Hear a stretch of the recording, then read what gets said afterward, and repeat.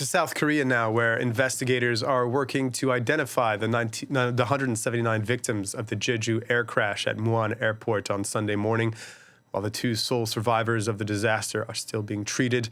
Acting President Choi Sang-mok ordering an inspection of the country's entire airline operation system this Monday, the second day of national mourning. For the latest on this story, let's turn to our regional correspondent, Yenna Lee.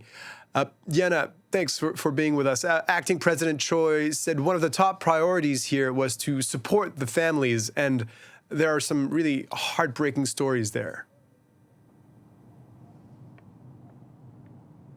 Yes, Charles, the country is still really reeling from the shock of Sunday's plane crash. 179 of the 181 people aboard the Jeju Air 2216 flight died on Sunday morning, and everyone in Korea has seen those horrific images of the plane bursting into flames on the tarmac. As it's the end of the year, there were a lot of people coming back from holidays. It was a flight from Bangkok to Muan in southwest Korea. One story was particularly heartbreaking. 9 people from 3 generations from one family traveled to Thailand to celebrate a grandparent's 80th birthday, and none of them survived. Dozens of bodies have yet to be returned to the bereaved. Even now, family members are waiting in makeshift tents around the airport. They're waiting because they're on standby for any latest news. At this stage, authorities are having to use DNA and fingerprints to identify the remains, which is why it's taking so long. Officials have also set up multiple memorial sites throughout the country, including a large one in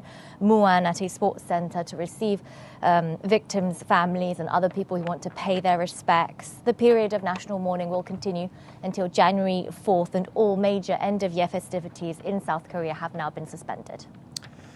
And what's the latest on the investigations of the actual cause of the crash?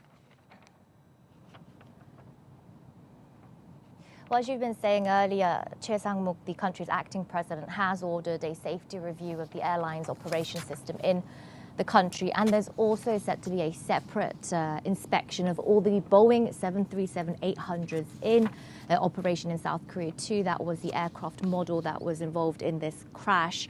The black boxes that they have, they found them, but they've yet to be analyzed. We do know now that the pilot sent distress signals and mentioned that there was a bird strike. That's when birds get swept up into engines, and this can cause malfunction. But dangerous bird strikes don't always end in such catastrophes. So one day after the worst aviation disaster on South Korean soil, there are more questions than there are answers. In the past 24 hours or so, several aviation experts have pointed to the airport's infrastructure as a potential issue. Why was there a concrete structure at the end of a runway? This has become a major source of debate in South Korean media this Monday. Airport authorities, though, have also been refuting claims that the runway itself wasn't long enough. There are questions about Boeing too. There are multiple ways to deploy landing gear, and it appears none of them worked in this scenario. A team is set to land in South Korea this evening to help with the investigation. Finally, there are also questions about Jeju Air, South Korea's first low-cost airline. Had the aircraft itself been overworked? Unfortunately, we'll have to wait much longer to get any answers to all of these questions. Investigators say it could take at least 6 months to pinpoint the true causes of this tragedy.